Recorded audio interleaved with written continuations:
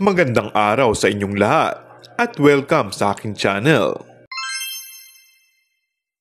Nagpakilig ang tambalang Kim Pao sa Christmas event ng isang fast food chain sa Pasig City noong Biyernes. Parehong nakasuot ng pula sina Kim at Paolo at sobrang sweet sa stage, kaya akalain mong Valentine's Day ang event at hindi Christmas event.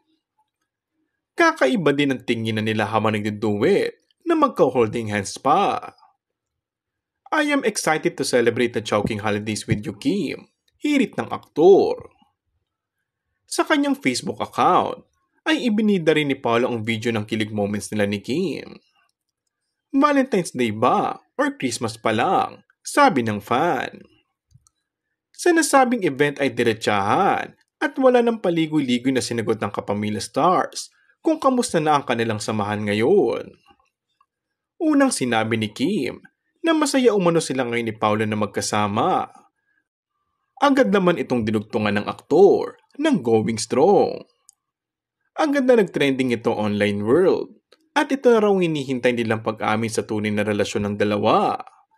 Ibig umanong sabihin ay masaya sila at going strong ang kanilang relasyon. Talaga namang kinakiligan ito lalo namang Kim Pao fans. And that's all for our today's video.